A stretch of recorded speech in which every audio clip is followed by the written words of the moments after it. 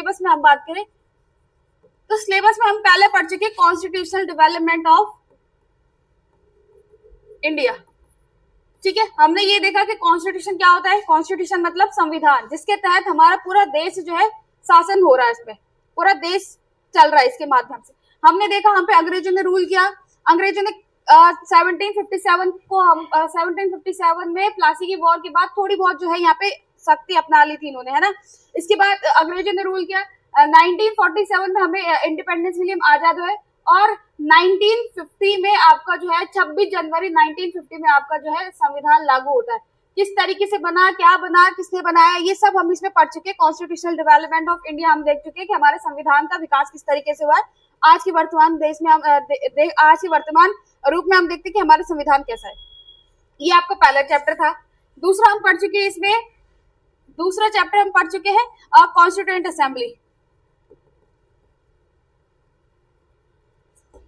जिस असेंबली ने, जिस सभा ने आपके संविधान को बनाया वो कौन थी, किस तरीके से इलेक्शन हुआ, कौन से पार्टी से लोग चुन के आए थे, ये हमने देखा। तीसरा हमने देखा कुछ इसके फीचर्स ना भी बोले बल्कि हम ये बोल सकते हैं कि तीसरा हमने देखा आपका कौन सा चैप्टर, पार्ट 1। आपने संविधान बना दी, संविधान की बुक बना दी। संविधान की बुक के अंदर हमारे कितने 22 पार्ट है, 22 पार्ट है, 395 अनुच्छेद यानी स्केड्यूल से, और 12 जो हमारे पास 395 आपके पास आर्टिकल्स है, 12 आपके पास स्केड्यूल्स है। ये हमने देखा। बेसिकली देखा जाए तो कॉन्स्टिट्यूशन की एक बुक है जिसको आप 1 बाय 1 करके पढ़ते हैं। जैसे एनसीईआरटी बुक होती है, उसके चैप्टर्स को आप 1 बाय 1 करके पढ़ते हैं। तो पहले हमने जो है यहाँ पे पहला पार्ट देख लिया है। पहला पार्ट था आपका जिसमें हमने आर्टिकल 1 से लेके 4 तक देखे। ये आप कौन सा पार्ट था आपका, पार्ट फर्स्ट में कौन सा था, उसका नाम union and it's territory. Union और उसकी टेरिटरी हमने देख लिया कि आपके भारत जो देश है, इस भारत देश के अंदर कौन कौन सा राज्य क्षेत्र है, इसका कौन कौन सा क्षेत्र आता है। दूसरा हमने देखा, इसके बाद जो चौथा चैप्टर हमने देखा, फोर्थ चैप्टर था आपका सिटीजनशिप। भाई भारत का एक देश, भारत के पास एक क्षेत्र है जहाँ पे वो शासन करता है। शासन किन पे करता है, वो नागरिकों पे। तो हमने देखा नागरिक यानी कि हमने नागरिकता देखी कि जब भारत आजाद हुआ था तो आपको नागरिकता किस तरीके से मिली थी। सिटीजनशिप हमने देखी क्योंकि 1947 में जब पार्टीशन हुआ था तो कुछ भारतीय पाकिस्तान में थे और कुछ पाकिस्तानी भारत में थे, उनको उस हिसाब से किस तरीके से नागरिकता मिली हमने ये देखा। चलिए इसके बाद हम नेक्स्ट चैप्टर 5th चैप्टर हम पढ़ चुके हैं फंडामेंटल राइट्स। फंडामेंटल राइट्स ये हम पढ़ चुके हैं। यहाँ पे हमने आर्टिकल 12 से लेके 36 तक देखे थे। फंडामेंटल राइट्स आपके मौलिक अधिकार है, 6 प्रकार के मौलिक अधिकार है आपके। आपने सुना होगा कि हमें 35 फंडामेंटल राइट्स आपने पढ़े होंगे कि आपके पास जैसे राइट टू फ्रीडम है, right to equality, right against exploitation, ये बचपन में पढ़े होंगे आपने। तो हमने उनको डिटेल में 1 बाय 1 करके आपके आर्टिकल्स के अकॉर्डिंग हमने देख लिया। ये आर्टिकल्स में सिटीजनशिप में हमने 5 से लेके 11 तक देखा था। इतना हम कर चुके हैं। आज आपका छठा चैप्टर स्टार्ट हो रहा है डीपीएसपी। आज से पर्टिकुलर आज ही से स्टार्ट हो रहा है, इससे पहले कोई इंट्रोडक्शन नहीं था, कुछ नहीं था। आज ही मैं इनको डीपीएसपी स्टार्ट करवाने वाली हूँ। चलिए इतना क्लियर है। चलिए अब आगे देखते हैं डीपीएसपी। तो डीपीएसपी बेसिकली देखा जाए तो क्या है, कोई मुझे बता सकता है जिसने पहले पढ़ा है डीपीएसपी क्या होते हैं, क्या है डीपीएसपी? देखो सबसे पहली बात तो डीपीएसपी कहां से बोरो किए भाई हमने, कौन मुझे बताएगा? मैंने आपको करवाया है ये आयरलैंड, पक्का? तो अब जो है मैं जिस तरीके से लिखवा रही हूँ ना उस तरीके से लिखना स्टार्ट कर दो। मैं पीडीएफ के चक्कर में मत रहना, आई बात समझ में? पीडीएफ के चक्कर में मत रहना। Note, DPSPs are borrowed from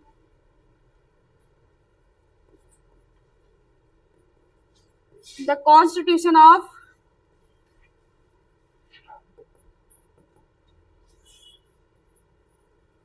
Ireland. यानी कि आयरलैंड के संविधान से हमने जो है कॉन्स्टिट्यूशन को अपनाया है। आपने सुना होगा कि हमारे भारतीय संविधान में, जो भारत का संविधान है उसको कहते हैं कि उधार का थैला है, क्योंकि हमने जितनी भी चीजें ली है हमने वो अलग अलग देशों से लिए। भाई यहाँ पे रफ काम नहीं चलेगा, परिधि रफ नहीं, फेयर जितना तुम फेयर काम करना सीखोगे उतना तुम्हारे लिए बेनिफिट रहेगा। कल को तुमने प्रीलिम्स क्वालिफाई कर दिया, मेंस के लिए तुम्हें 2-2.5 महीने मिलेंगे। तुम्हें लगता है कि तुम 2-2.5 महीनों में कर पाओगे? बिल्कुल भी नहीं। 2-2.5 महीने तो सिलेबस समझने में लग जाते कि भाई गवर्नेंस है, इंटरनल सिक्योरिटी है, इंटरनेशनल रिलेशंस है, एथिक्स है, ये सारे सब्जेक्ट समझने में लग जाते। तुम रिवीजन कैसे करोगे? और उम्मीद मत रखना कि 2-2.5 महीने में मेंस का सिलेबस कंप्लीट होता है। आज ही से ही तैयारी रखना। इसीलिए मैं तुम्हें क्वेश्चंस भी दूंगी, तो ताकि तुम्हें जो है लिखना तो आए कम से कम। वहां कुछ भी लिख के आओ, लेकिन लिखने का जो फ्रेमिंग होती है ना, आंसर को फ्रेम करने का तरीका, वो आए। चलिए, अब जो है ये तो हमने देख लिया कि हमने डीपीएसपी को जो है आयरलैंड के संविधान से अडॉप्ट किया, लेकिन ये डीपीएसपी होते क्या है, अभी भी सवाल यही बना हुआ है। चलिए, व्हाट आर डीपीएसपी? क्वेश्चन तो अभी भी यही बनाया ना कि व्हाट आर डीपीएसपी। तो डीपीएसपी बेसिकली देखा जाए तो डायरेक्टर प्रिंसिपल स्टेट पॉलिसीज क्या है? क्या है ये? एक वेलफेयर नेशन को बनाने के लिए, एक कल्याणकारी राज्य को बनाने के लिए राज्य के द्वारा, यानी कि देश के द्वारा ही, देश या फिर बोल सकते हैं कि राज्य के द्वारा ही राज्य को एक निर्देश दिए गए। यानी कि आप एक डेली शेड्यूल बनाते हो, आपने खुद को एक दिशा निर्देश दिए कि भाई मैं आज ये काम करूंगा, ताकि आप पूरा दिन पढ़ सको। आप 1 घंटा पढ़ोगे, आपने मतलब मान के चलो कि आपने 1 महीना पढ़ा या 1 हफ्ता पढ़ा, पूरे मंडे से लेके सैटरडे तक आपने पढ़ा, आप मान के चल रहे हो कि आप संडे को रिवीजन करोगे। तो ये आपने खुद को एक निर्देश दिया ना, आदेश दिया कि भाई मैं संडे को पढ़ूंगा, ताकि मेरा जो मैंने जो 1 हफ्ते में पढ़ा है वो रिवीजन हो सके। तो इसी प्रकार से आपको पता है कि हमारे भारत में अलग अलग तरीके के लोग रहते हैं, अमीर गरीब, जातिगत रूप से डाइवर्सिटी है, कल्चरल वे में डाइवर्सिटी है, अलग अलग कम्युनिटी के लोग हैं। इन सब का एक साथ विकास करने के लिए, वेलफेयर नेशन को बनाने के लिए राज्य के द्वारा क्या दिए गए हैं? अपने आप को एक निर्देश दिए कि कल को हम कोई नीति बनाएंगे तो हम इन आदेशों को देख के, इन आर्टिकल्स को देख के इन आर्टिकल्स को देख के क्या करेंगे? हम कानून बनाएंगे, ताकि सामाजिक रूप से यानी कि सोशलिक रूप से जो है इनइक्वालिटी ना हो। जैसे आप लोग पढ़ेंगे 39 में पढ़ेंगे आप आर्टिकल 39 में कि equal pay for equal work, यानी कि यहाँ पे जो है असमानता नहीं करेंगे, महिला और पुरुष के बीच में असमानता ही नहीं करेंगे। ऐसा नहीं करेंगे कि भाई महिला है तो उसको पैसा कम दिया, पुरुष है तो इसको पैसा ज्यादा दे दिया। दोनों काम इक्वल कर रहे हैं। सरकारी नौकरी में तभी आपने देखा होगा, चाहे प्राइवेट हो चाहे सरकारी हो, पोस्ट वाइज तो पैसा डिवाइडेड है, वो बात अलग है। लेकिन अगर सेम पोस्ट पे आप जॉब कर रहे हो तो चाहे महिला हो चाहे पुरुष हो, उन दोनों को समान वेतन मिलेगा। जैसे UCC, uniform civil code, according to article 45, यानी कि यहाँ पे समुदायवाद नहीं करेंगे हम। जितने भी तमाम तरीके के समुदाय है, चाहे हिंदू है, मुस्लिम है, सिख, ये सभी जो है एक रूप से ट्रीट किए जाएंगे। स्पेशली फॉर मैरिज है, मैरिज के लिए हमने देखा कि भाई मुस्लिम समाज में क्या होता है कि 3 तलाक कर, सुबह शादी हुई शाम को मन नहीं किया 3 तलाक करके शादी तोड़ दी, है ना। तो इस तरीके से ये भिन्नताएं ना आए, सभी लोगों का विकास हो, उसके लिए हमने क्या किया है, यहाँ पे डीपीएसपी बनाए। आपको आ रहा है समझ में? क्या नाम बताया था आपने? नमन ना? अमन, अच्छा अमन, आपको समझ में आ रहा है? चलिए, तो डीपीएसपी क्या होते हैं लिखेंगे हम। Basically they are the guidelines, they are the guideline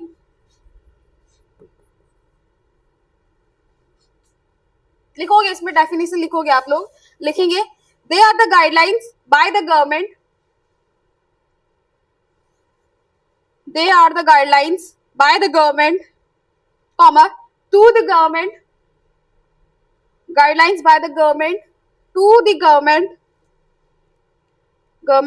for the welfare of state, for the welfare of state। यानी कि अगर मैं बात करूं, हिंदी वाले देख लो एक बार इधर, हिंदी में मैं बात करूं तो ये क्या, एक दिशा निर्देश है। दिशा निर्देश है किसके लिए? किसके लिए? कल्याणकारी राज्य की स्थापना के लिए, कल्याणकारी राज्य की स्थापना के लिए।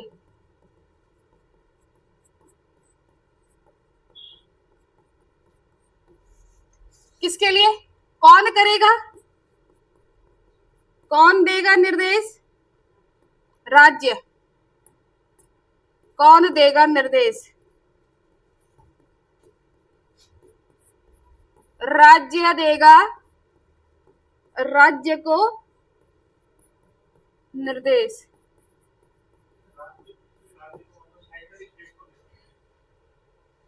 आपने, मैंने बोला ना अभी एग्जाम्पल के रूप में कि आपने एक टू डू लिस्ट बनाई अपने लिए कि मैं मंडे से लेकर फ्राइडे तक क्या है पढ़ूंगा। आपने खुद को ही निर्देश दिया ना कि मैं सैटरडे को जो लास्ट संडे आएगा उस दिन मैं रिवीजन करूंगा ताकि मेरा रिवाइज हो सके। तो ये राज्य के द्वारा ही, मतलब कानून कौन बनाता है? संसद या फिर सरकार बनाती है ना कानून आपके लिए। तो सरकार ने खुद को ही निर्देश दिए कि हाँ कि हम ऐसे काम करेंगे। जैसे आप आर्टिकल्स पढ़ेंगे, आर्टिकल 38, 39, 40, 40 इस तरीके से कि आप कानून बनाओगे तो इनको देख के बनाओगे, इनको देख के बनाओगे कानून। आई बात समझ में? राज्य के द्वारा, ताकि हम जो है अपने समाज का, अपने देश का क्या कर सके, कल्याण कर सके। चलिए इतना तो समझ में आया। उसके बाद हम देखेंगे आपका कि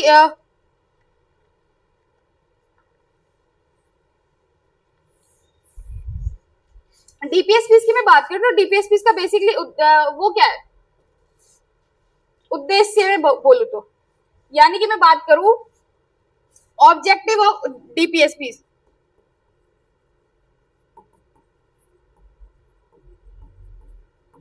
ऑब्जेक्टिव ऑफ डीपीएसपीस, यानी कि डीपीएसपीस का उद्देश्य क्या है, इनका उद्देश्य क्या है, आखिर इनको बनाया क्यों है, उद्देश्य क्या है। तो पहला उद्देश्य क्या हो जाएगा,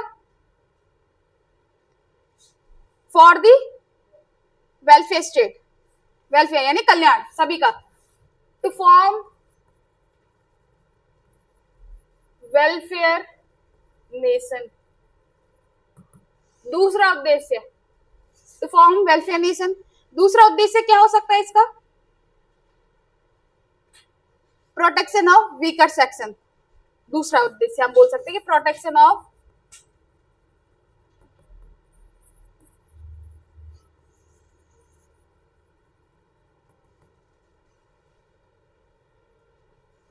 वीकर सेक्शन, यानी कि क्या बोल सकते हैं हम, कमजोर वर्गों का संरक्षण। लिखो कमजोर वर्गों का संरक्षण, उद्देश्य में पहले लिखो कमजोर वर्गों का संरक्षण।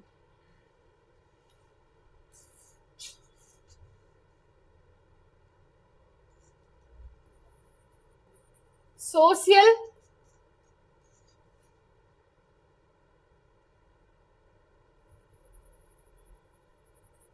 इकोनॉमिक और पॉलिटिकल जस्टिस, सामाजिक आर्थिक और राजनीतिक न्याय प्रदान करना, सामाजिक आर्थिक और राजनीतिक न्याय प्रदान करना। तो ये आपने देखा कि वेलफेयर नेशन को आपने बनाना है और प्रोटेक्शन ऑफ वीकर सेक्शन। अभी आपको बेसिकली समझ में नहीं आ रहा होगा, लेकिन जब आप वन बाय वन करके आर्टिकल्स पढ़ेंगे तो आपको समझ में आएगा कि आखिर ये है क्या चीज। आई समझ में बात? चलिए नेक्स्ट, नेचर कैसा है इसका, क्या लिखा, क्या लिख दिया आपने, टू फॉर्म वेलफेयर नेशन यानी कल्याणकारी राज्य की स्थापना के लिए, कल्याणकारी राज्य, कमजोर वर्गों का संरक्षण, सामाजिक आर्थिक और राजनीतिक न्याय प्रदान करना। चलिए अब जो है आगे देखते हैं नेचर ऑफ डीपीएसपीस। आपने फंडामेंटल राइट्स पढ़े, फंडामेंटल राइट्स का क्या नेचर था,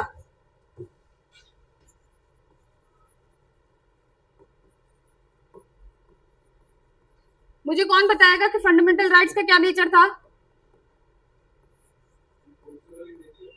हाँ, फंडामेंटल राइट्स इनफोर्सिबल इन नेचर था, यानी कि अगर सरकार के द्वारा या व्यक्ति के द्वारा, राज्य के द्वारा, अब देखो मैं जहां पे भी राज्य शब्द यूज करूंगी वहां पे देश अपने आप समझ लेना, मैं किसी पर्टिकुलर स्टेट यूपी एमपी की बात नहीं करूंगी, मैं पूरे देश की बात करूंगी। पॉलिटी में हम राज्य जो है पूरे देश को कहते हैं, इतना समझ ले। तो मैं बात करूं इनफोर्सिबल, यानी कि अगर फंडामेंटल राइट्स को अगर किसी व्यक्ति के द्वारा आपका हार्म किया जा रहा है तो आप सीधा कोर्ट जा सकते हो, न्यायालय जा सकते हो। आर्टिकल 32 और 226 के तहत आप कोर्ट जा सकते हो, ऑडिट लगा सकते हो कि भाई इस व्यक्ति के द्वारा, इस राज्य के द्वारा, इसके द्वारा जो है मेरा काम नहीं किया गया, मेरा काम नहीं मतलब कि मेरे मौलिक अधिकारों को हार्म किया गया है। उसी प्रकार यहाँ पे क्या हो जाएगा, दे आर नॉट इनफोर्सेबल, यानी कि अगर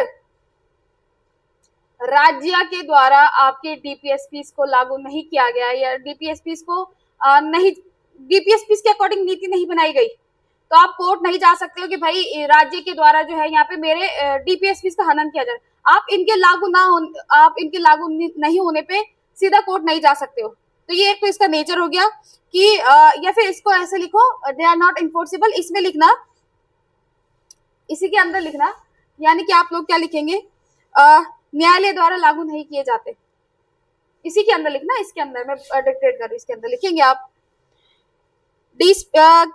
DPSPs cannot approach to the court. DPSPs cannot approach to the court. न्यायालय द्वारा लागू नहीं किए जाते। To the court for the enforcement of DPSPs. आप DPSPs को लागू करवाने के लिए न्यायालय नहीं जा सकते, ये याद रखना। चलिए नेक्स्ट,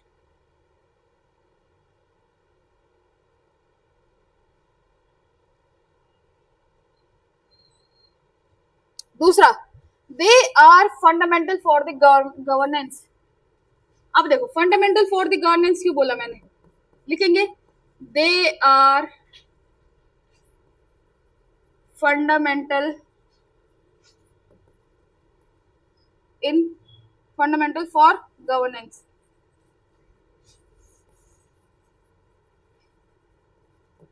देखो गवर्नेंस मतलब क्या होता है, आप पढ़ रहे हो राजतंत्र, है ना, तो इस राजतंत्र में शासन किस तरीके से चलता है ये आप पढ़ते हो। हालांकि ये एक अलग से सब्जेक्ट है आपका गवर्नेंस, कि अगर आप कल को सिविल सेवक बनते हो तो आपकी सिविल सेवक के रूप में क्या भूमिका रहती है, ये आप पढ़ते हो। मतलब गवर्नेंस मतलब होता है कि शासन किस तरीके से चल रहा है, ये आपका गवर्नेंस होता है, शासन प्रशासन हम जिसको कहते हैं। बट मैं बात करूं यहाँ पे पॉइंट है कि they are fundamental in governance, इसका मतलब है कि ये एक मौलिक है, यानी कि एक जड़ है ये शासन प्रशासन को संभालने के लिए। जैसे एग्जाम्पल की मैं बात करूं, मिड डे मील स्कीम सुना है आपने, और मुफ्त शिक्षा का प्रावधान किया गया है। महिलाओं के लिए जैसे आप देखते हैं कि प्रसव के टाइम पे महिलाओं को मैटरनिटी लीव मिलती है, इस तरीके से ये क्या है, ये समाज में कल्याण किया गया है, तो ये एक कल्याण के लिए बनाए गए। तो जैसे एग्जाम्पल में आप लोग देख सकते हैं, दे आर फंडामेंटल, यानी कि इन नीतियों के तहत सरकार को कानून बनाते समय इन नीतियों का ध्यान रखना पड़ता है। नवीन पानी पियो। सरकार जब कानून बनाती है, हाँ मैं सही कह रही हूँ, सरकार जब कानून बनाती है तो तुम्हें क्या करना होता है, सरकार जब कानून बनाती है तो उस अकॉर्डिंग जो है यहाँ पे नीतियों का निर्माण करती है। जैसे एग्जाम्पल में बात करूँ, या मार्गदर्शन बोल सकते हैं हम इसको, मार्गदर्शन यानी कि गाइडलाइंस है। गाइडलाइंस कैसी है ये, तो आप लोग एग्जाम्पल में लिख सकते हो, mid day meal scheme, free education लिखो, मैं बोल रही हूँ। देखो फंडामेंटल कैसे, मिड डे मील स्कीम चलती है सरकार के द्वारा, ताकि जो है यहाँ पे जो कमजोर वर्ग के लोग हैं, जो बच्चे पढ़ाई को अच्छे स्कूल्स में अफोर्ड नहीं कर सकते, तो एटलीस्ट स्कूल आने के बहाने जो है उनको न्यूट्रिशन मिल सके। सरकारी स्कूल्स में बोलते हैं ना कि 8 तक के बच्चों को जो है यहाँ पे सरकारी स्कूल्स में क्या मुफ्त खाना मिलेगा, मुफ्त शिक्षा के साथ, ताकि उनको जो है सही अमाउंट में न्यूट्रिशन मिल सके। अब गरीब तबके के लोग हैं, वो नहीं अफोर्ड कर सकते अपने लिए खाना, तो क्या किया यहाँ पे सरकार ने भाई बोला है कि भाई स्कूल्स भेजो बच्चों को, इस बहाने वो खाना तो खाएंगे कम से कम, क्योंकि बच्चे की जो ग्रोइंग एज होती है वो 8 9 10 तक ही होती है, उसके बाद बच्चा कर ही देता है, कैसे भी करके सरवाइव तो कर ही देता है। लेकिन ये एज होती है ना जहाँ पे बच्चे की ग्रोथ होती है, उस ग्रोइंग एज में आप अगर बच्चे को जो है खाना सही अमाउंट में मिल गया तो वो थोड़ा बहुत इंप्रूव कर देता है। चलिए मिड डे मील देखा आपने, स्कीम, मनरेगा स्कीम जैसे चल रही है, मनरेगा स्कीम भी किसी इसके अंदर ही आएगी, वो जो भी है, लेकिन एक एग्जाम्पल के रूप में हम देख रहे हैं ना मनरेगा को। मनरेगा स्कीम चल रही है और फ्री एजुकेशन चल रहा है, तो इस तरीके से क्या है, ये कल्याणी तो है, ताकि समाज के सभी वर्गों को जो है, अब मनरेगा स्कीम के तहत कम से कम आदमी भूखा ना रहे, आजीविका जीने के लिए, एक लाइवलीहुड जीने के लिए उसको कम से कम 2 वक्त की रोटी तो मिले। तो यही तो एक देश का कर्तव्य है कि भाई नागरिकों को जो है यहाँ पे समान रूप से चीजें मिलती रहे। चलिए इतना समझ में आया, आई बात समझ में। इधर अमन, नवीन, पीछे आयुष, इधर आगे परिधि, सपना, सरस्वती, सबको क्लियर। चलिए आगे बात करते हैं। अब हम नेक्स्ट टॉपिक की बात करूं तो अब यहाँ पे जितनी चीजें हमने समझ ली थी वो समझ ली। अब हम 1 बाय 1 करके लिखेंगे आर्टिकल 36। अच्छा चलो, मैंने यहाँ पे ना एक चीज नहीं लिखी, आप इसमें लिखेंगे हम, ये किसके अंदर आ रहा है, ये आ रहा है आपका पार्ट 4 में, और आर्टिकल्स हम इसमें देखेंगे आर्टिकल 36 से लेके 50 तक आप लोग इसमें देखने वाले। तो 36 से लेके 50 आर्टिकल्स हमने इसमें 1 बाय 1 पढ़ना है, और अब ये 50 आर्टिकल्स आपको 1 बाय 1 याद होने चाहिए। पिछले 3-4 दिनों में तो मैं कई बार रिपीट कर चुकी हूँ कि याद कर लो याद कर लो। अब जो है आप पे और आर्टिकल्स बढ़ चुके हैं। 51, हाँ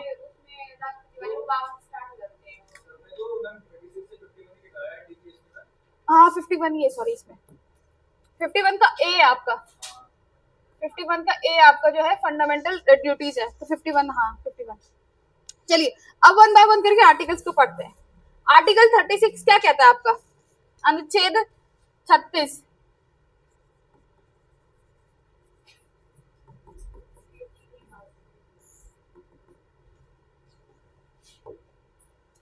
डेफिनेशन ऑफ स्टेट। इस डेफिनेशन ऑफ स्टेट यानी कि ऐसे लिख दो कि सेम एज आर्टिकल, किसमें पढ़ी थी हमने डेफिनेशन ऑफ स्टेट, 12। तो आर्टिकल 12 में हमने जो डेफिनेशन पढ़ी है स्टेट की, सेम वही डेफिनेशन हमने यहाँ पे भी पढ़नी है। चलिए फिलहाल मैं बात करूं तो इस डेफिनेशन ऑफ स्टेट में क्या क्या आएगा भाई, पार्लियामेंट आएगी,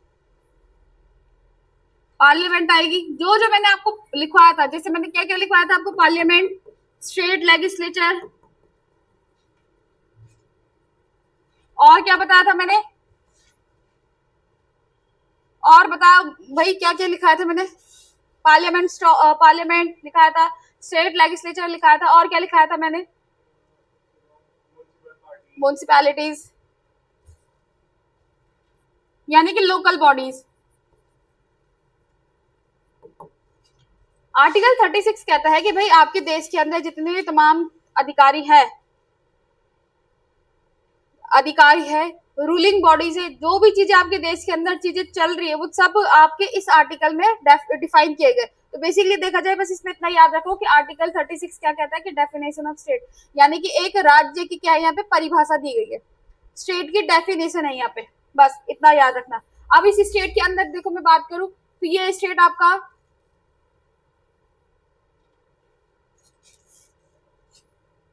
अच्छा हाँ एक बात और बता दूं, इंडिया का मैप बनाना नहीं आता तो सीख लो, बहुत मैंडेटरी है, बहुत ही ज्यादा मैंडेटरी है।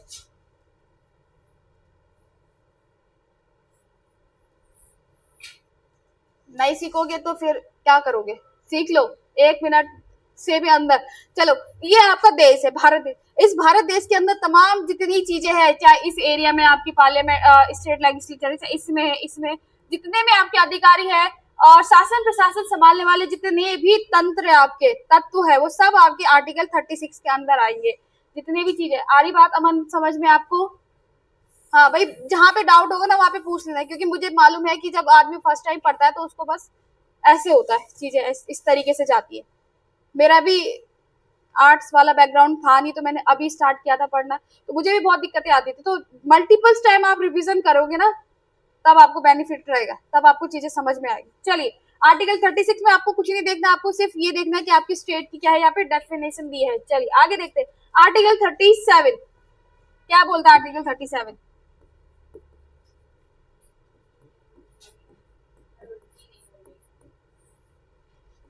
अभी मैंने आपको जो नेचर बताया था ना डीपीएसपीस का, दे आर नॉट इन्फोर्सेबल, यानी कि अगर डीपीएसपीस को सरकार के द्वारा लागू नहीं किया जा रहा है तो आप उनके लागू होने के लिए न्यायालय नहीं जा सकते कि भाई जज साहब ये ना हमारे कानूनों को या हमारे अकॉर्डिंग नीतियां नहीं बना रहे, ये इन्फोर्सेबल है।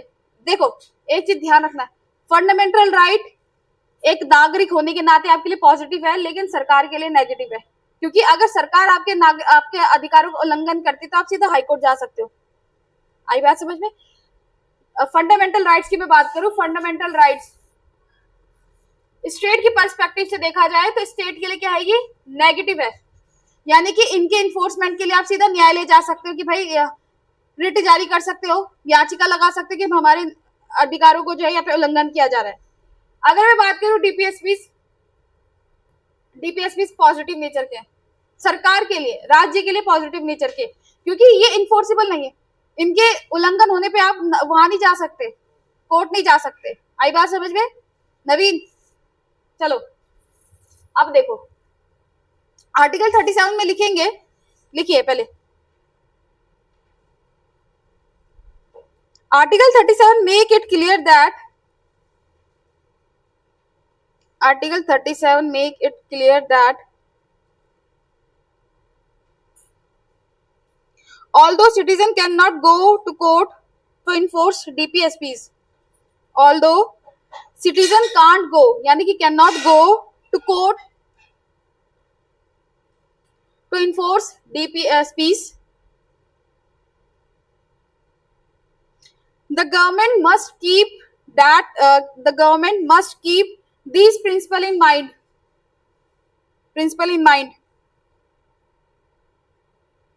While governing the country and framing laws, यानी कि जब सरकार नीतियां बनाती है, मिड डे मील स्कीम बनाई होगी, मुफ्त शिक्षा अभियान चलाया होगा, मनरेगा स्कीम चलाई होगी, तो उन नीतियां वो पॉलिसीज बनाते समय इन डीपीएसपी को अपने दिमाग पे रखा होगा उन्होंने, यानी कि वो अपने माइंड में रखेगी। चलो हिंदी वाले लोग डिक्टेट करना है, करो डिक्टेट।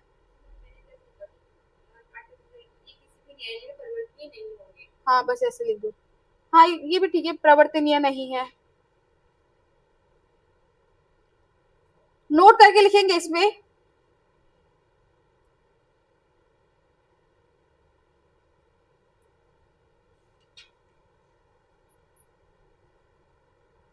छोड़ो रहने दो, नोट मत लिखो, रहने दो, चलो कोई नहीं। दे आर नॉट ये नेचर को बताता है आपके डीपीएसपी,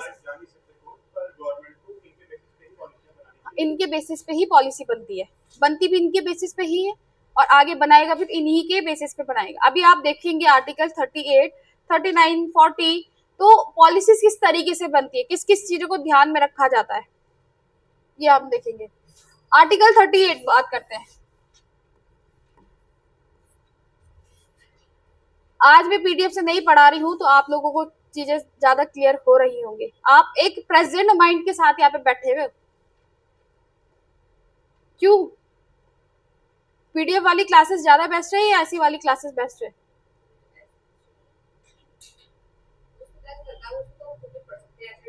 बस उसमें तो ऐसा होता है कि यार मुझे नहीं भी आता है ना, मैं तब भी मतलब मैं खुद इंटरेस्ट नहीं लेती हूँ पीडीएफ से पढ़ाने में, और मैं सच्ची बताऊँ मैं और जगह पढ़ाती भी नहीं हूँ पीडीएफ से। मेरा मेन कंटेंट ही ऐसा रहता है डिलीवर करना कि मैं डिक्टेट करूँ, ताकि सामने से पता चलता रहता है ना कि बच्चा क्लास में प्रेजेंट है या नहीं, या फिर फिजिकली अटेंडेंस ले रखी है उसने, मेंटली कहीं और ही गायब है। वो होता है ना कि पीडीएफ में क्लास चल रही है, इधर मैं बोल रही हूँ, तुम कहानी के रूप में सुन रहे हो, तुम सोच रहे हो कि यार मेरे बाबू ने खाना खाया होगा, ये सोच रहे हो तुम, तुम्हारे दिमाग में ये चल रहा है, तो तुम मतलब फिजिकली भी मेंटली भी यहाँ पे प्रेजेंट हो। चलिए आर्टिकल 38 क्या कहता है लिखेंगे, पहले इसको मैं बाद में समझाऊंगी, पहले आप लिखो, लिखेंगे इसमें। पहले एक काम करो, हिंदी वाले लिख दो। राज्य को यह निर्देश देता है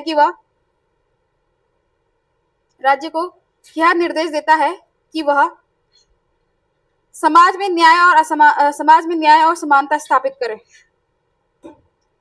समाज में न्याय और समानता स्थापित करे।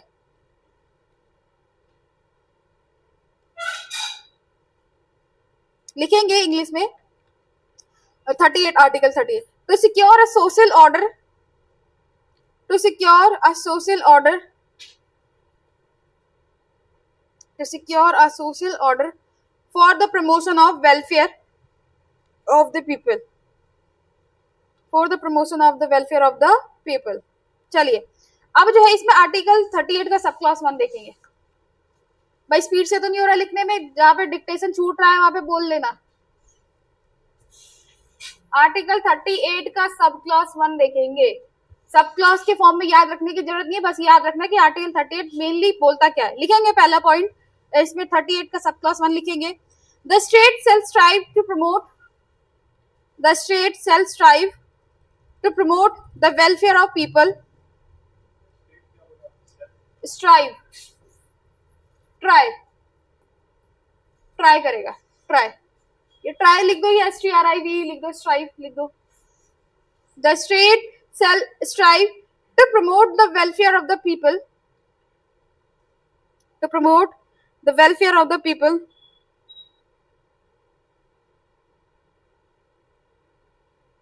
by securing and protecting a social order, by securing and protecting a social order in which, social order in which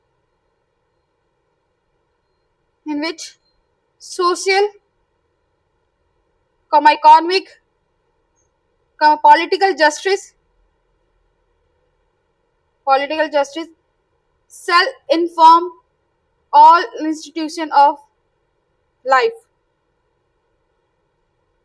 shall inform all institution of life। लिखा।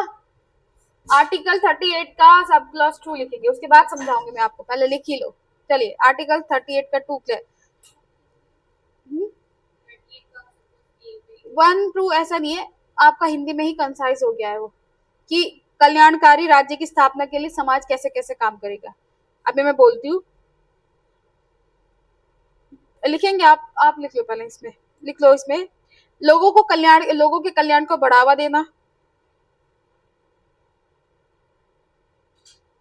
सामाजिक आर्थिक और राजनीतिक न्याय सुनिश्चित करना, सामाजिक आर्थिक और राजनीतिक न्याय सुनिश्चित करना,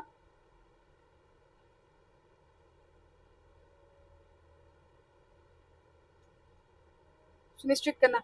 आर्टिकल 38 का सब क्लॉज 2 लिखो जल्दी, हिंदी वाले पहले फटाफट लिख दो। लिखेंगे असमानताओं को दूर करना, असमानताओं को दूर करना, विशेषकर आय की असमानता, विशेषकर आय की असमानता, अवसरों की असमानता और दर्जे की समानता, अवसरों की समानता और दर्जे की समानता। मैं स्पीड से बोल के तुम्हें उस कयामत की रात के लिए तैयार कर रही हूँ जो आने वाले दिनों में तुम 4 दिन झेलोगे। अपर पीसीएस का जब मेंस लिखोगे ना 4 दिन का ही होता है, सुबह शाम सुबह शाम सुबह शाम सुबह शाम। मॉर्निंग में 9 बजे से आपका पेपर, 9 बजे से पेपर स्टार्ट हो जाएगा, दिन के 12 बजे तक एक पेपर, 2 बजे के बाद 5 बजे तक दूसरा पेपर, फिर अगेन दूसरे दिन वही सिर्फ 4 दिन तक 8 पेपर होते ना, तो 4 पेपर करने पड़ेंगे आपको। तो जितना लिखने की मेन होता है, कंटेंट नहीं होता है मेन होता है तो क्वेश्चन पेपर कंप्लीट करके आओ। मेन सबसे बड़ी चुनौती जो आती है ना वो यही होती है। 3 घंटे में तुम्हें 3-3.5 शब्द लिखने हैं, 1 मिनट में तुम्हें 20 से 25 शब्द लिखने हैं, तो you have to enhance your writing speed. Main यही पॉइंट होता है बस, क्योंकि अगर तुमने एक बार सारा पढ़ लिया, रिविजन कर दिया, उसके बाद तो तुम कुछ भी लिखो, कुछ भी इन द सेंस कि अकॉर्डिंग टू टॉपिक लिखो, बस ये इंपॉर्टेंट। चलिए लिखेंगे आर्टिकल 38 का 2, the state shall strive to minimise inequality, the state shall strive या ट्राई लिख लो, the state shall try to minimise the inequality in income status, facilities, opportunity among individuals and groups, opportunities among individual and group।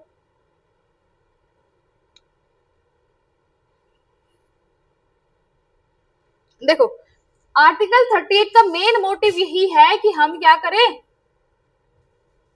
सामाजिक रूप में, राजनीतिक रूप में और आर्थिक रूप में क्या करें, सबको बराबर न्याय दे। यही सबसे मेन है, यही सबसे मेन है इसमें। देखो कल को आप एसडीएम की पोस्ट लेते हो, यानी कि आप सिविल सर्विस बन रहे हो, सिविल सर्विसेज बनते हो या सिविल सर्विसेज में जाते हो, एसडीएम पोस्ट पे गए या डीएम पोस्ट पे गए, निकाला तो आपने यूपीएससी है, स्टेट बीसीएस है, वहां पे मैटर नहीं करता है कि ग्रेजुएट हो या फिर तुम एमएनसीज में लाखों करोड़ों की नौकरी छोड़ के आए हो, ये मैटर नहीं करता है। एक व्यक्ति है जो नॉर्मल ग्रेजुएट है, एक व्यक्ति है जो एमएनसीज में 15 लाख और या फिर 1 करोड़ का पैकेज लेता था, वो उसकी इच्छा हुई कि मैं सिविल सर्विसेज ज्वाइन करूं, या वो बीटेक कर चुका है, एमटेक कर चुका है, पीएचडी कर चुका है, उसकी इच्छा है कि मैं सिविल सर्विसेज बनूं, पेपर दोनों एक दे रहे हैं, पोस्ट दोनों को एक मिलेगी, तो यहाँ पे असमानता नहीं होनी चाहिए। अगर आप किसी पर्टिकुलर पोस्ट पे गए हो तो कोई मतलब नहीं है कि आप कितने पढ़े लिखे हो, एट द एंड आप वही सेवक कहलाए जाओगे। तो यहाँ पे मेन मोटिव क्या है, असमानता। आप कितने ही पढ़े लिखे हो, मैटर नहीं करता है कि आपको उस अकॉर्डिंग जो है सैलरी मिले। अगर आप एसडीएम की पोस्ट पकड़ते हो, डीएम की पोस्ट पकड़ते हो, तो जो 70-80 हजार रुपए आपको बेसिक इन हैंड मिलेंगे ग्रेजुएट होने के नाते, या फिर बड़े अफसर मतलब ज्यादा पढ़े लिखे होने के नाते, दोनों को सेम मिलेगी, स्टेटस दोनों का सेम होगा। ऐसा नहीं कि मैं ज्यादा पढ़ लिखा हूं तो मेरे को पैसे ज्यादा मिलने चाहिए या फिर मेरे जो है स्टेटस ज्यादा होना चाहिए। दोनों के दोनों एक ही एग्जाम को क्वालिफाई कर रहे हैं, दोनों एक ही चीज को पढ़ रहे, एक ही एग्जाम हॉल में बैठ रहे, सब सेम कर रहे हैं, तो आगे चल के भी उनके लिए चीजें सेम होनी चाहिए। आई बात समझ में? आय की असमानता भी नहीं होनी चाहिए, यानी कि ऐसा नहीं होना चाहिए कि भाई मैं ज्यादा पढ़ा लिखा हूं तो मुझे इनकम उतनी मिले। तुम प्राइवेट कंपनीज में जॉब कर रहे हो, तुम 15,000 रुपए कमा रहे हो, अगर कोई नॉर्मल ग्रेजुएट बच्चा भी 15,000 रुपए कमाता है इन मंथली, और कोई कोर्स वाला बच्चा है वो भी अगर 15,000 कमाता है, तो इसका कोई प्रभाव नहीं पड़ता है। तुम कितने पढ़े लिखे हो, तुम कितने ज्ञानी हो, उससे कोई मतलब नहीं। अगर तुम सेम जॉब कर रहे हो, सेम अगर स्टेटस पे हो, तो तुम्हें दोनों को सेम इक्वली ट्रीटमेंट मिलना चाहिए, इक्वली ट्रीट किया जाना चाहिए, ये आर्टिकल कहता है। यानी कि लिखा भी है यहाँ पे कि स्टेट का काम क्या होगा, इनइक्वालिटीज जो है उसको दूर करना है सामाजिक रूप से।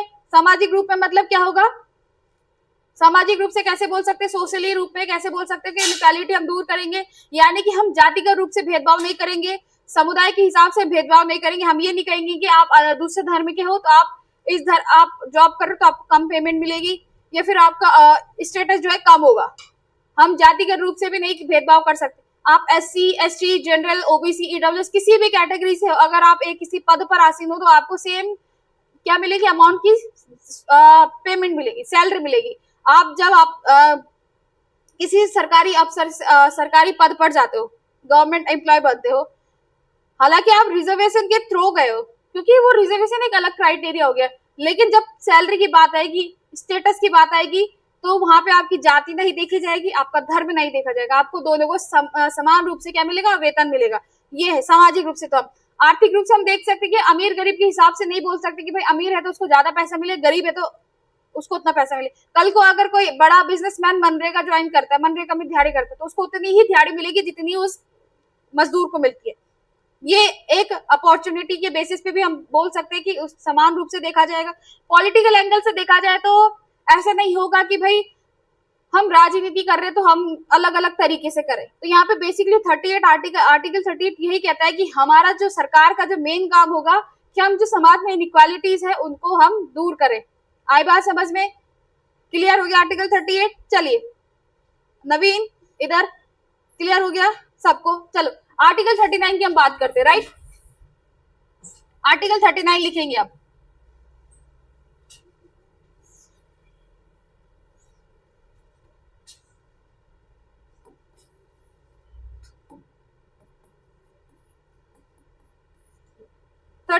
लिखेंगे इसमें। देखो आर्टिकल 39 के तहत हमें कुछ चीजें अपनानी पड़ती है। मैं पहले हिंदी वालों के लिए डिक्टेट कर दूं।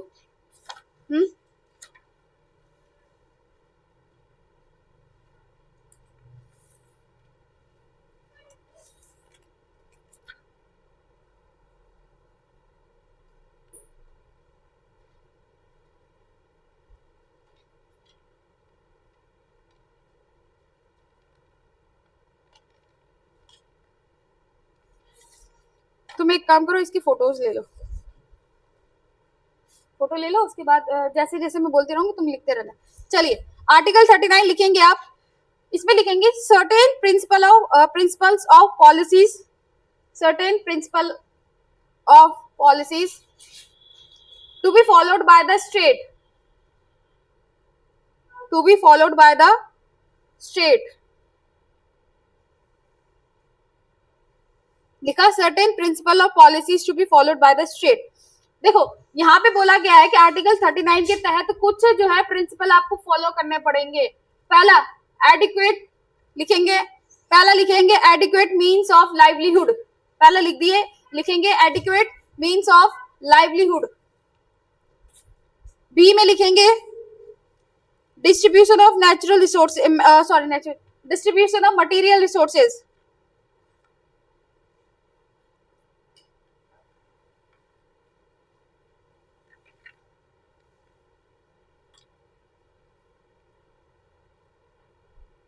क्या लिखा? Distribution of material resources. तीसरा लिखेंगे prevention of the centralisation of wealth, prevention of the centralisation of wealth.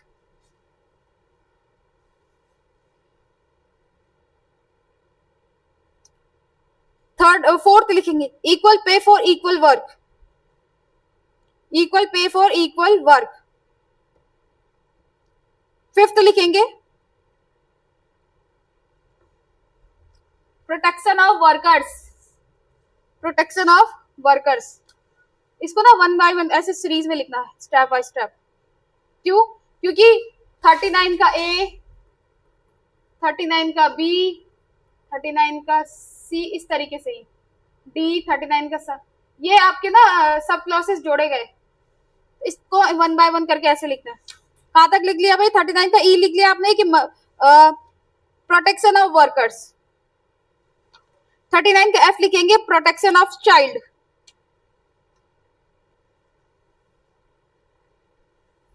अब मुझे इतना बताओ कि कितनों को समझ में आ गया ये पॉइंट। देखो 39 का ए कहता है एडिक्वेट मीन्स ऑफ लाइवलीहुड, एक आजीविक जीवन, एक नॉर्मल लाइफस्टाइल जीने के लिए आपको जिन जिन चीजों की आवश्यकता होती है वो सब आपको मिलने चाहिए। आई बात समझ में? एक स्वस्थ जीवन जीने के लिए जिन जिन चीजों की जरूरत है, स्वस्थ जीवन यानी कि खाना, जैसे होता है ना रोटी, कपड़ा, मकान, ये आपकी जो है बेसिक लाइवलीहुड है, मतलब बेसिक मीन्स ऑफ लाइवलीहुड है कि आपको जीने के लिए बस इन 3 चीजों की जरूरत होती है, बाकी तो आप कर ही लोगे। आपके पास रोटी है यानी कि 2 वक्त की रोटी खाने के लिए है, एक घर है, कपड़े है, तो आप ये बेसिक है ना। अगर जिस व्यक्ति के पास ये तीनों चीजें हैं वो गरीब नहीं कहलाया जाएगा। गरीब वो व्यक्ति है जिसके पास ना घर है अपना, ना कपड़े हैं ठीक से, और ना जिसके पास 2 वक्त की रोटी है, उसको हम पोवर्टी कहते हैं। पोवर्टी की एक अलग डेफिनेशन है, ठीक है। चलो फिलहाल यहाँ पे बात करते हैं कि पुरुष हो चाहे महिला हो, एक स्वस्थ जीवन जीने के लिए उनको जिन जिन चीजों की आवश्यकता है वो उनको मिलनी चाहिए। आर्टिकल 39 का ए कहता है। आर्टिकल 39 का बी कहता है कि देश की संपत्ति और संसाधन सबके पास इक्वल हो, यानी कि क्या कहता है? डिस्ट्रीब्यूशन ऑफ रिसोर्सेज, जितने भी संसाधन है, अगेन रोटी, कपड़ा, मकान वाली बात की मैं बात करूं तो जितने भी आपके एक स्वस्थ जीवन जीने के रिसोर्सेज है, ऐसा नहीं है कि भाई मैं अमीर हूं तो मेरे पास रिसोर्सेज ज्यादा होनी चाहिए, या मैं मेजोरिटी वाला पर्सन हूं या बड़ी कास्ट का हूं तो मेरे को ये सारे रिसोर्सेज ज्यादा अमाउंट में मिलने चाहिए, ऐसा नहीं है। क्योंकि आप एक ऐसे देश में रहते हो जहां ना तो जातिगत रूप से भेदभाव माना गया है, ना धार्मिक रूप से भेदभाव माना गया है, सभी को जो है इक्वली ट्रीट किया गया है। हालांकि वो इन डीप डाउन ग्राउंड लेवल पे देखा जाए तो वो अलग चीजें हैं, बट संविधान हमारा यही कहता है कि हमारे लिए ना तो कोई जाति के रूप, हम ना किसी को जातिगत रूप से देखेंगे, ना किसी को हम धार्मिक रूप से भेदभाव करेंगे, हमारे लिए सभी लोग समान है। तो उसी अकॉर्डिंग देखा जाए तो देश की जो संपत्ति है, संपत्ति, रिसोर्सेज, जिन चीजों में जिन जिन चीजों में आपका अधिकार है वो अधिकार इनका भी होगा, उसका भी होगा, मेरा भी होगा, सभी का जो है समान रूप से अधिकार है। तो यानी कि जितने भी रिसोर्सेज है वो सबको बराबर रूप से मिले। चलिए आर्टिकल 39 का सी कहता है कि कुछ लोगों के पास धन का संकेंद्रण ना हो, यानी कि प्रिवेंशन ऑफ सेंट्रलाइजेशन, ऐसा नहीं होना चाहिए कि किसी व्यक्ति के पास जो है ज्यादा अमाउंट में या फिर ब्लैक मनी टाइप्स का हो जाए, है ना। तो इस तरीके से हम ज्यादा जो है हम रिसोर्सेज किसी व्यक्ति के पास ज्यादा नहीं रख सकते। जैसे हम बात करें तो किसान है, मान लो किसान ने खूब सारी खेती कर दी, उसने कहा कि मैं अनाज बेच ही नहीं रहा, हाँ वो व्यक्तिगत रूप से वो अलग बात है, लेकिन जो है एक उसको बोला गया है, उसका काम है खेती करना, उसको बोला गया है कि तुम्हें राशन देनी, तो आप ऐसे नहीं कर सकते कि जो रिसोर्सेज है किसी के पास वो उसी के पास रहे। पैसा है तो ऐसा नहीं कि आपके पास ज्यादा पैसा हो, या फिर ऐसा नहीं होना चाहिए कि अमीर अमीर बनता जाए, गरीब गरीब बनता जाए, सबके पास इक्वल डिस्ट्रीब्यूशन ऑफ अमाउंट, सबके पास इक्वल डिस्ट्रीब्यूशन होना चाहिए। आर्टिकल 39 का डी कहता है equal pay for equal work, यानी कि महिला पुरुष के बीच में हम कोई भी रूप से असमानताएं नहीं रखेंगे। ऐसा नहीं बोलेंगे कि महिला है, कमजोर है, काम कम कर पाएगी तो उसको पैसा कम दे दिया, पुरुष है उसका उसके पास काम करने की एबिलिटी ज्यादा, कैपेसिटी ज्यादा, तो हम उसको ज्यादा पेमेंट कर, ऐसा नहीं। अगर कोई महिला पुरुष मनरेगा को ज्वाइन करती है, किसी भी दिहाड़ी को ज्वाइन करती है, तो उसके पास इक्वल अमाउंट का पे होगा, चाहे वो महिला हो पुरुष है। अब भगवान ने बनाया महिला को थोड़ा वैसे बनाया, तो इसमें महिला की कोई गलती नहीं है। वो चीजें समाज में, वो चीजें पुराने प्राचीन समय से चली आ रही, ऐसा नहीं है। आ रही बात समझ में? कल को जॉब करोगे आप, तो ऐसा नहीं कि भाई एक महिला है तो महिला को हमने पैसे कम दे दिए, ऐसा नहीं है। सबको इक्वल पे। आर्टिकल 39 का डी, सब क्लॉज 39 का डी, इस पे क्वेश्चन पेपर पे क्वेश्चन बना है, इसको अंडरलाइन कर लेना, हाईलाइट कर लेना, स्पेशली ये पॉइंट बना हुआ है question. Equal pay for equal work कौन से आर्टिकल में है? आर्टिकल 39 भी दे रखा था, 40 भी दे रखा था, 39 का डी भी दे रखा था, 39 का ई भी दे रखा था। Now it's totally depends on you कि आपने किस तरीके से पढ़ा है। आई बात समझ में? 39 का D, equal pay for equal work, यानी कि महिला पुरुष जातिगत रूप से, धार्मिक रूप से, किसी भी रूप में भेदभाव नहीं करेंगे, सबको इक्वल पे मिलेगा। वो मर्जी है तुम्हारी सब क्लासेस के वे में, बस ये है ना कि आपको जो है क्या क्या चीजें फॉलो करनी है, बस। तुम सब क्लास याद करो ना करो, depends on you, but 39 D पे क्वेश्चन बना हुआ है, इतना याद रखना। आगे कुछ और क्वेश्चन पूछना है? हाँ कोई बात नहीं, पॉइंट्स में याद करो, क्लॉजेस में कहो, बस याद रखना। 39 डी जो है ग्रुप सी ने कुछ ज्यादा डीप पूछा हुआ था, आपसे इतना नहीं पूछेगा, लेकिन 39 में है ये point, equal pay for equal work, ये याद रखना।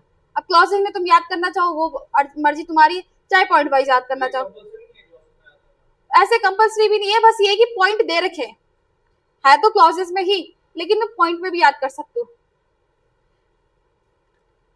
It depends on you. चलिए आगे देखते हैं। नेक्स्ट 5th पॉइंट क्या दे रखा है? प्रोटेक्शन ऑफ वर्कर, यानी कि आपके मजदूर जो होते हैं वो दिन में ना धूप देखते हैं ना रात देखते हैं, उनके लिए ना गर्मी है ना सर्दी है ना बारिश है, वो काम करते हैं।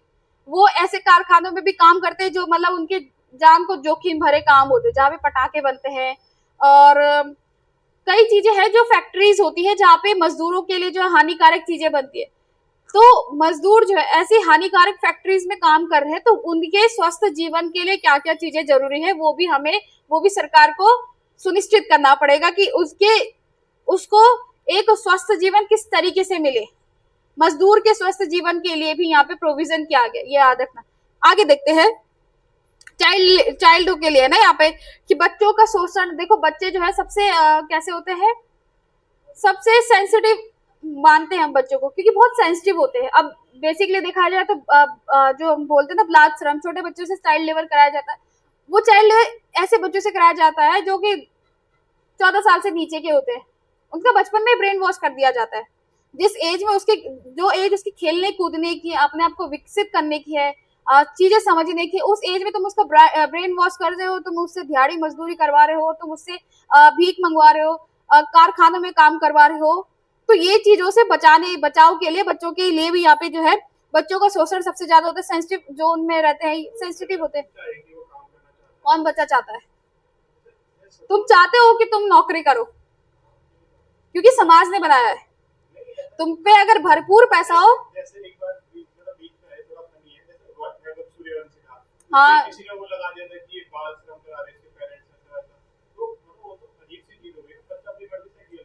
वैभव सूर्यवंशी की अगर बात करें तो वो बच्चा नहीं है। बच्चे जो है वो 13-14 साल के बच्चों को छोटा बच्चा बोलते हैं, वो 14 साल का है। अब तुम्हें एग्जैक्ट पता है उसकी एज क्या है? बाहर उसको 13 बोला गया है, उसकी बॉडी फिगर को देख के लगता है तुम्हें 13 का? हो सकता है कि वो बात अलग है, लेकिन अंदर क्या चीजें चल रही तुम नहीं जज कर सकते ना उस बेसिस पे।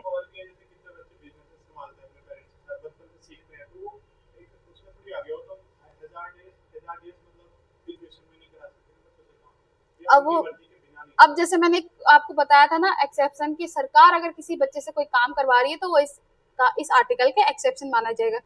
किस में पढ़ाया था मैंने आपको? आर्टिकल 24 में पढ़ाया था ना कि अगर सरकार कोई काम करवा रही है किसी बच्चे से तो वो नहीं माना जाएगा, वो एक्सेप्शन हो जाएगा। तो वैसे ही पेरेंट्स का नहीं होता है।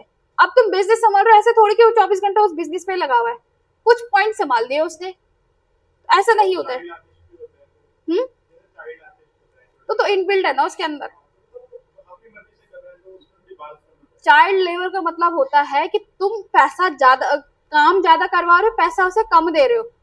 वो अपने घर से बाहर जाके किसी दूसरे व्यक्ति के लिए गलत तरीके से काम कर रहा है, उसको चाइल्ड लेबर कहते हैं। इलीगल काम, भीख मांगना इलीगल काम, छोटे बच्चों से बॉम्ब बनवाना, फैक्ट्रियों में काम करवाना इलीगल है। बॉम्ब बनाना ये इलीगल है, बट फिर भी बनता है। छोटे बच्चों से केमिकल भरे चीजों से तुम अगर छोटे बच्चों से काम करवा रहे हो तो वो अब तो बहुत जगहों पे बैन हो गया, लेकिन फिर भी अगर देखा जाए तो ग्राउंड लेवल पे वो काम चलता है। तुम कितने ही सरकार कितनी ही अच्छे काम कर ले, जब तक देश के लोग शिक्षित नहीं होंगे, जब तक लोगों के दिमाग की जो होता है ना, सबसे ज्यादा इलिटरेट में मानू तो लोग है। तुम कितने ही अच्छे काम कर दो, लोग तब भी उस काम को करेंगे। वो जैसे होता है ना कि सुअर को कितना ही नहला लो वो तब भी कीचड़ में जाएगा, तो इंसान के लिए कितनी अच्छी पॉलिसीज बना दो वो तब भी उसी कीचड़ में जाएगा। और सबसे ज्यादा इलिटरेट तो वही लोग है जो लिटरेट है, पढ़े लिखे ही लोग सबसे ज्यादा अनपढ़ है मेरे हिसाब से। तो चलो फिलहाल अभी इतना बात नहीं करते। तो ये आर्टिकल 39 समझ में आया, आई बात समझ में? चलिए आर्टिकल 39 के बाद हम बात करते हैं आर्टिकल 40 की।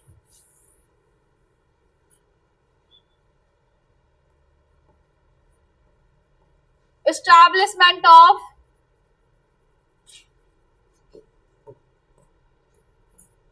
विलेज पंचायत। भाई गांधी जी थे ना, गांधी जी का क्या मानना था कि जड़ों की ओर चलो, वे टू रूट्स, मतलब कि तुम कितने ही अमीर बन जाओ, कितने ही बड़े बड़े शहरों में निवास कर लो, लेकिन जहां से तुम्हारी जन्म हुआ है, ओरिजिन हुआ है, वो तो गांव है, तो गांव को भी तो बनाना है। तो यहाँ पे लिखेंगे आप लोग, लिखेंगे आर्टिकल 40 में ओरिजिन ऑफ या establishment of village panchayat, origin of village panchayat. Origin लिखो या एस्टैब्लिशमेंट लिखो, कुछ भी लिखो।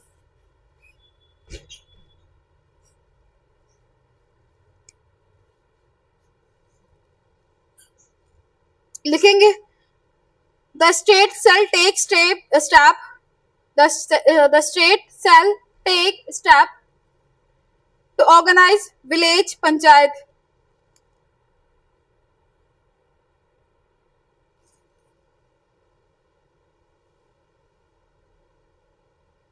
village panchayat with such powers and authority as may be necessary, with such powers and authority as may be necessary to enable them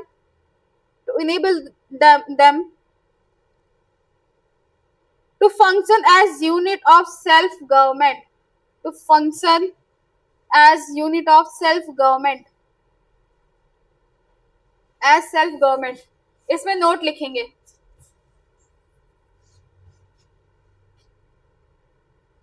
note लिखेंगे इसमें, देखो note में क्या लिखेंगे।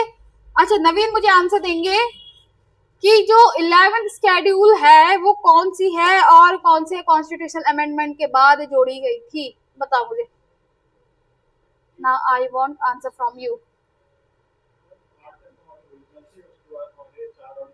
मैंने ये तो पूछा ही नहीं, मैंने 11th शेड्यूल पूछा, मैंने ज्ञान पूछा ही नहीं कि तुम्हें क्या, मैंने ये थोड़ी पूछा, ये तो मुझे भी पता है। पंचायत शायद, और रिवीजन नहीं किया, क्यों नहीं पढ़ा? पढ़ना तो है, तुम्हारे पास पॉलिटी का टाइम जो सब्जेक्ट बढ़ता जा रहा है, सिलेबस बढ़ता जा रहा है, हिस्ट्री का सिलेबस अलग है, ज्योग्राफी का अलग है, कितना पढ़ोगे? इस इतने से दिमाग के अंदर कितनी चीजें प्रेशराइज करोगे? धीरे धीरे करके डालो, लंबे समय तक टिकी रहेगी। आप बताइए मैम, आप तो 2-4 दिन से गायब थी, क्यों नहीं थी क्लास में, कहाँ जा रही थी? चलो फिलहाल आंसर दो। जिस दिन मैंने स्केड्यूल्स पढ़ाए थे उस दिन क्लास में थी आप। अब आपका दायित्व बनता है कि आंसर याद करके लाओ, और मेरा दायित्व बनता है कि मैं क्वेश्चन पूछूं। मैंने पहले दिन भी बोला था, आज भी बोल रही हूँ, और कई बार बोल चुकी हूँ कि मेरी आदत है पुराना पूछने की। अब बताओ पंचायत था 11th शेड्यूल में या नहीं? कौन से अमेंडमेंट के बाद जोड़ा गया था सरस्वती उसे? 243? I am not asking about article, मैं स्केड्यूल की बात कर रही हूँ। 10वां एंटी डिफेक्शन लॉ किसमें था फिर? और मैं क्या पूछ रही हूँ? अब मुझे वन वर्ड आंसर इतने सुंदर तरीके से क्यों दे रहे हो? मैं पूछ रही हूँ कि ये आपका विलेज पंचायत वाला टॉपिक है, वो कौन से स्केड्यूल में है, किस अमेंडमेंट के बाद जोड़ा गया था?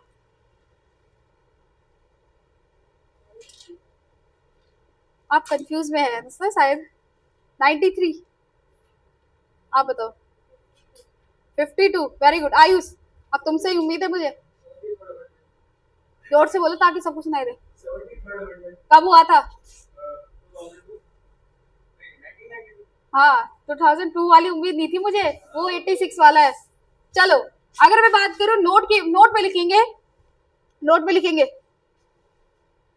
देखो यहाँ पे इसको इस तरीके से लिखो।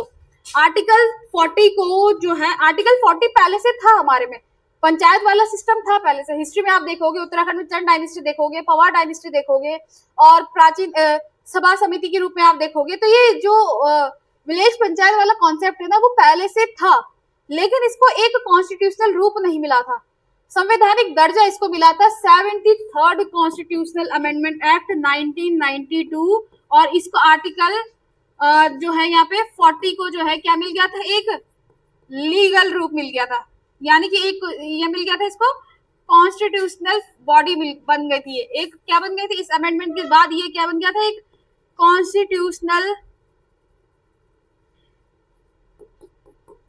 बॉडी बन गई थी, ये कॉन्स्टिट्यूशनल बॉडी बन गई थी, यानी कि इसको संवैधानिक दर्जा मिल गया था। अब याद रखना, ये फैक्ट याद रखना, अब भूल जाओगे फैक्ट इस तरीके से पूछे जाएंगे। अब ये याद रखो कि आपने वीडियो का पेपर देखा किसी ने? कितनी बार बोल चुकी हूँ मैं, देख लो एक बार, पता चल जाएगा पेपर कैसे बन रहा है। क्वेश्चन बहुत इजी थे, बट बच्चों की शिकायत क्या आ रही है कि मैम ऑप्शंस जो है कैसे थे, कंफ्यूजिंग थे। ऑप्शंस भी कंफ्यूजिंग नहीं थे, मैटर ये करता है कि तुम पढ़ किस तरीके से रहे हो। ग्रुप सी के बच्चों को क्या याद करने की आदत पड़ी है, फैक्चुअल इन्फॉर्मेशन रट दो बस 24 घंटे। वो खुश रहते हैं कि जितना टीचर जो है फैक्ट लिखवा रहा है वो उतने में खुश रहते हैं, ताकि उनको याद करने के इजी रहे। और तुम क्या हो, उनसे बड़े लेवल के बच्चे हो, उन पे तुम्हें क्या करना है, शासन करना है। वो तुम्हारे सबऑर्डिनेट रहेंगे, उनको आदत होनी चाहिए प्रेशर झेलने की, तुम्हें नहीं। तुम्हें ये आदत होनी चाहिए कि तुम्हें प्रेशर कैसे देना है किसी को। तुम्हें ये आदत होनी चाहिए कि तुम किस तरीके से याद करोगे। कोई अगर चीज है तो उसको, कल को आप एक प्रशासनिक अधिकारी बनोगे, लोगों के बीच जाओगे, अब लोग तुम्हारे सामने अपने दुखड़ा लेके आ रहे हैं, तुम एक पक्ष सुनोगे और न्याय दे दोगे? नहीं, तुम्हें क्या उसके ग्राउंड लेवल पे घुसना पड़ेगा। अगर मैं बोल रही हूँ तो तुम्हें ये चीज याद आ रही है, तो इस चीज से, अगर ये चीज लिखी है तो इससे रिलेटेड सारी पॉइंट याद आने चाहिए। पढ़ाई का ना तरीका होता है, एक अधिकारी बनाने में और एक क्लर्क बनाने में फर्क होता है। उसकी पढ़ाई ही डिसाइड कर देती है कि वो एक अधिकारी बनेगा या फिर एक क्लर्क बनेगा। क्लर्क अपना ऑफिस, अपने जो कलीग्स होते हैं उनका प्रेशर, ऊपर से प्रेशर तुम पे क्या होगा, तुम एक इंडिपेंडेंट के रूप में काम करोगे। हालांकि तुम पे भी प्रेशर रहेगा, लेकिन उतना नहीं जितने तुम्हारे सबऑर्डिनेट पे है, कुछ तो कम रहेगा तुम पे, फर्क यही आ जाए। चलो फिलहाल यहाँ पे बात करेंगे आर्टिकल 40 की, तो लिखेंगे क्या लिखा, the state shall take step to organize village panchayat and panchayat with such power and authority as may be necessary to enable them to function as unit of self government।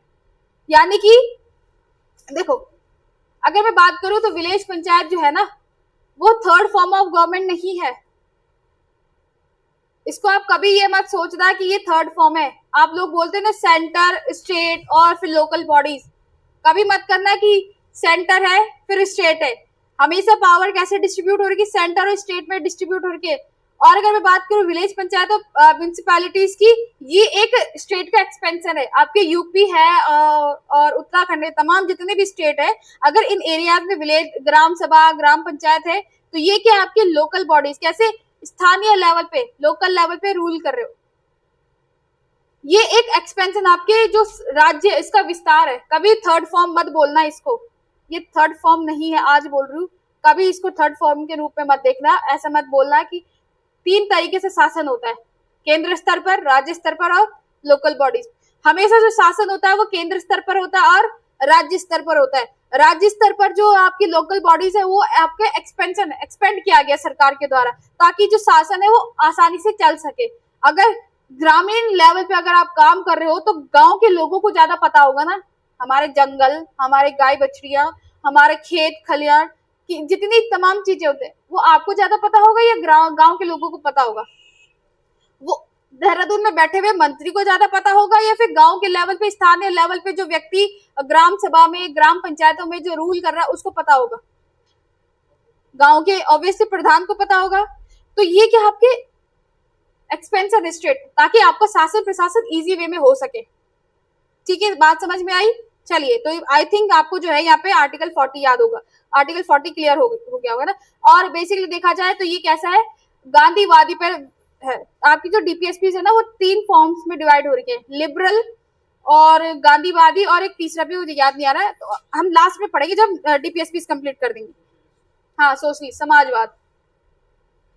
चलिए मैं मूव करूं 41 की ओर, करते हैं मूव। चलिए 41,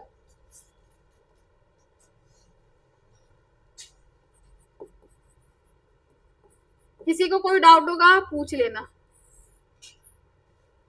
41 लिखेंगे, right to work, education and public assistance.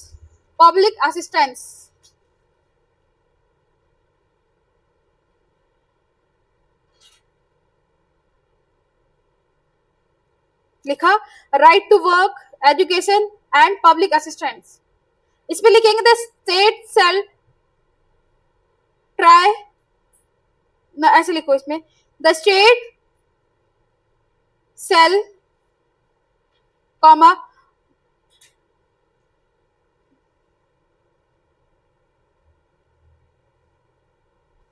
क्या लिखा आपने, इसका लैंग्वेज कैसे बनेगी?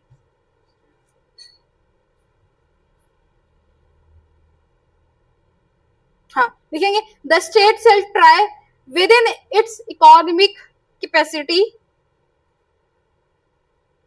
एंड डेवलपमेंट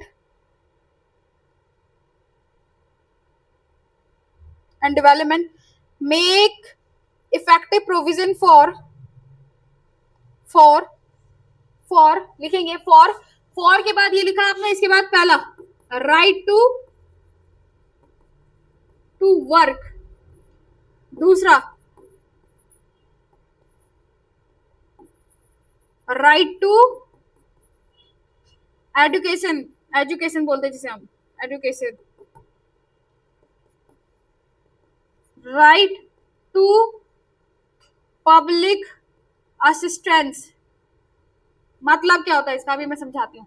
पहले लिखो, अगर राज्य के पास जितनी इकोनॉमिक कैपेसिटी है उस अकॉर्डिंग वो क्या करेगा, आप एक देश के नागरिक हो, राज्य करेगा आपको काम करने का अधिकार देगा, पढ़ने का अधिकार देगा। पब्लिक असिस्टेंस का मतलब ये होता है कि कल को आप बुजुर्ग हो जाते हो तो सरकार आपको क्या देगी, पेंशन देगी, है ना। अगर आप एक बच्चे हो या अगर लिखो इसमें पहले पब्लिक असिस्टेंस के नीचे 1 बाय 1 करके पॉइंट वाइज लिखना, ठीक है, इस तरीके से पब्लिक असिस्टेंस में लिखेंगे इसमें public assistance in case of public assistant in case of, और उस केस में पहला point old age pension for elderly people, old age pension for elderly people. दूसरा financial support for person with disabilities, financial support for person with disabilities. तीसरा assistance during illness. पहले से लिखा है परिधि, कहां से आया नोट्स, अच्छा पहले पढ़ा है, चलिए नेक्स्ट, तभी तुम्हें याद है। Next support for unemployed people through welfare schemes.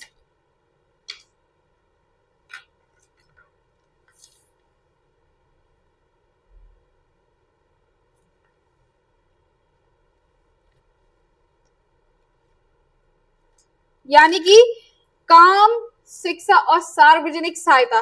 सार्वजनिक सहायता यानी कि अगर आप विकलांग हो तो विकलांग होने के नाते आप काम नहीं कर सकते तो आपको विकलांगता की पेंशन मिलती है सबको। आपको पता होगा कि डिसेबिलिटी की पेंशन मिलती है, लगभग 1500 के आसपास मंथली पेंशन मिलती है।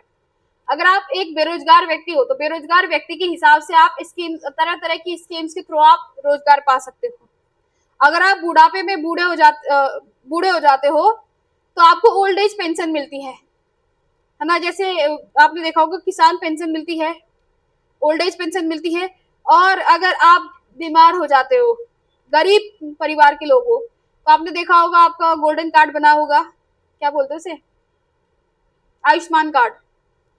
तो ये आपकी सरकार की स्कीम्स तो है ताकि आपका क्या बन सके, वेलफेयर। तो अब आप धीरे धीरे समझ रहे होंगे ना कि सरकार किस तरीके से अपने देश का वेलफेयर करेगी, अपने देश के वेलफेयर, अपने देश को जो है वेलफेयर नेशन के रूप में फॉर्म करेगी। यानी कि जो पॉलिसीज बनाएगी, इन पॉलिसीज को देखते हुए बनाएगी, इन पॉइंट्स को देखते हुए, इन आर्टिकल्स को देखते हुए पॉलिसीज बनाएगी। आरी बात समझ में इतना क्लियर हो रहा है कि डीपीएसपी का मेन मोटिव क्या है, ताकि हम जो है किस तरीके से सबको समान रूप से देखें, समान रूप से सबको न्याय मिले और हम क्या बना सके, एक वेलफेयर नेशन बना सके। वेलफेयर नेशन आपने देखा होगा कि ग्राउंड लेवल पे कैसे चल रहा है, बच्चों के लिए चल रहा है, महिलाओं के लिए चल रहा है, मजदूरों के लिए चल रहा है, सब समान रूप से देखा जा रहा है अभी तक, है ना।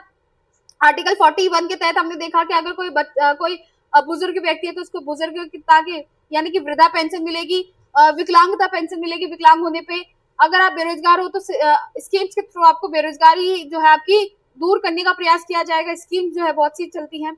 और देखा जाए तो बीमार होने पे कई लोग जो हॉस्पिटल्स के बिल्स पे नहीं कर सकते, कई क्या सभी लोग, मतलब लाखों करोड़, लाखों 2 लाख का अगर बिल पे आ गया तो कौन ही कर पाएगा। आज की डेट में किसके पास है इतने पैसे, जो बिल्कुल अरबपति है उनके पास तो नॉर्मल है, लेकिन एक आम वुमन मिडिल क्लास फैमिली के पास इतना पेमेंट नहीं होता है। तो इसलिए जो है यहाँ पे अगर आप बीमार होते हो तो उस कंडीशन में आपके लिए क्या है, गोल्डन कार्ड भी बना हुआ है, आयुष्मान कार्ड भी बना है, ताकि आप अपना जो है क्या कर सको, इलाज सही से कर सको। उसका पेमेंट कौन करेगा, सरकार करेगी। चलिए आर्टिकल 41 क्लियर, क्लियर 41। आज की क्लास में हम इतना ही करते हैं। अब लिखेंगे क्वेश्चन, 2 क्वेश्चन में देती हूँ, लिखेंगे पहला क्वेश्चन। अब एक काम करो, अपनी कॉपी के 2 पेज तो क्या, लेकिन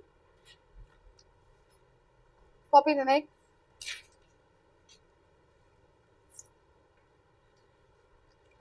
ध्यान से सुनो। ये A4 साइज सीट है, इतना मार्जिन, ज्यादा से ज्यादा इतना मार्जिन तुम्हारा इस साइड रहना चाहिए। ऐसे नहीं कि भाई मार्जिन है तो इतना तुमने बना, जितने एक स्केल की मेजरमेंट होती है ना, स्केल का मेजरमेंट इस साइड भी रखना, इस साइड भी रखना, ऊपर नीचे रखना। क्वेश्चन यहाँ पे लिखोगे चाहे यहाँ पे लिख लेना, आंसर इतने में, और ये 2 पेज कवर होने, तुम्हें चाहे जितने ही शब्द आ रहे हैं तुम्हें इतने के अंदर लिखने हैं। मैं समझा दूंगी आंसर फ्रेमिंग कैसे करनी है, बस इतने में लिखने हैं। एक क्वेश्चन इस पेज में आना चाहिए, दूसरा क्वेश्चन इस पेज में आना चाहिए, बस।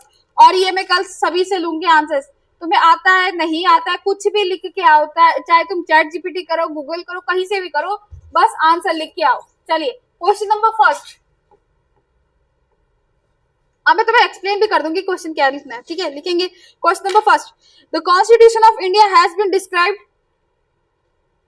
The constitution of India has been described as inverted comma start bag of borrowings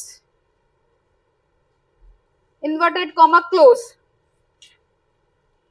full stop critically examine the statement। यानी कि लिखेंगे भारतीय संविधान को उधार का थैला कहा जाता है, टिप्पणी कीजिए।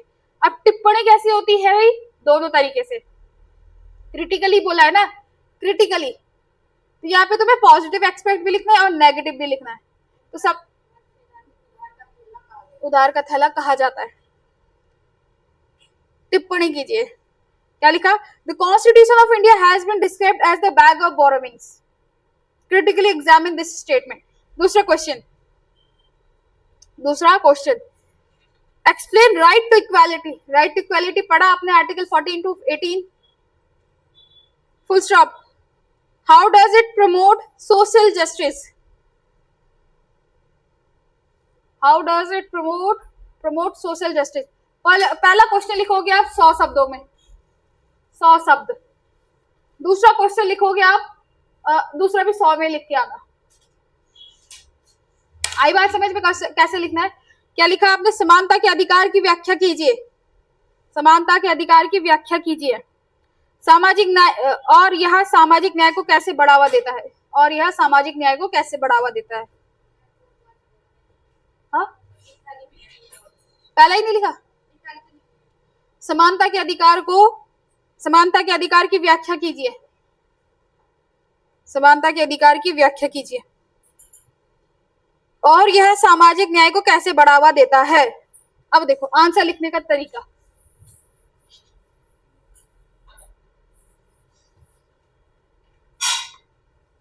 अभी तक तो तुम थोड़ा इनिशियल स्टेज में थे ना मेरे साथ, तो मैंने सोचा कि तुम्हें आदत डलवा देती हूँ कि मैं धीरे धीरे, अब मैं तुम्हारा रगड़ा लगाना स्टार्ट करूंगी। तुम्हें पता चलना चाहिए कि तुम पढ़ने क्या वाले हो, कैसे पढ़ोगे।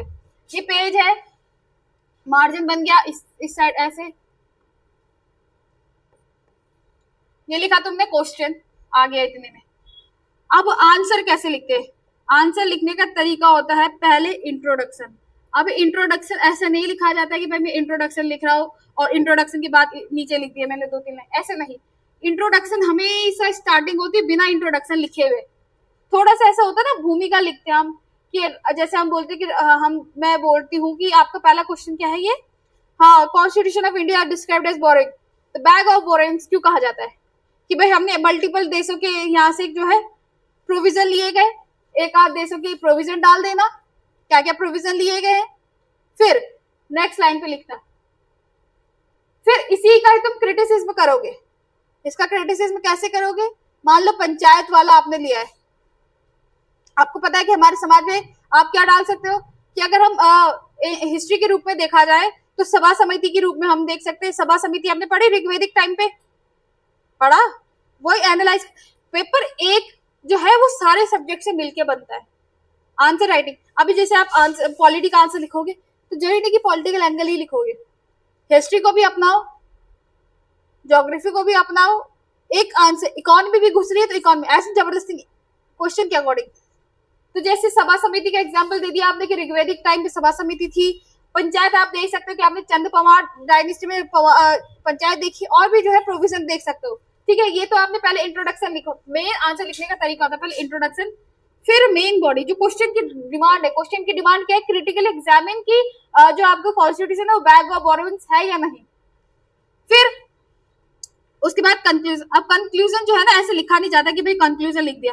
कंक्लूजन लिखने का भी तरीका होता है, मतलब कि तुम स्पष्ट ऐसे ना लिखो कि कंक्लूजन, हाँ भाई हम कंक्लूजन लिख रहे हैं और उसके बाद जो है आंसर इस तरीके से, ऐसे नहीं। स्पेशल जो है कंक्लूजन को नहीं लिखा जाता है, ध्यान रखना। आंसर फ्रेमिंग की इंट्रोडक्शन, मेन बॉडी, कंक्लूजन, बस यही आपका आंसर होता है, यही आपका आंसर होता है। और मुझे नहीं फर्क पड़ता है कि आप कैसे लिख के आते हो, क्या लिख के आते हो, बस मुझे फर्क इससे पड़ता है कि आप लिख के आओ। कुछ भी लिखो, चैट जीपीटी करो, गूगल करो, कुछ भी करो, अपनी किताबें खंगालो, किताबें तो है ही नहीं ना खैर तुम पे, किताबें खंगालो, कुछ भी करो, बस लिख के आओ, मुझे आंसर से मतलब है। धीरे धीरे ही करके जो है इनबिल्ड होती है चीजें, एक दिन में कोई महारथी नहीं बन जाता है।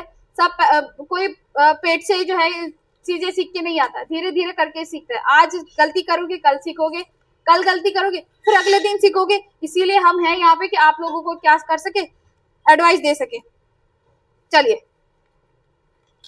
आज के इतना ही करते हैं, बाकी मिलते हैं आपसे कल की क्लास में। बाकी किसी को कोई डाउट यहाँ पे?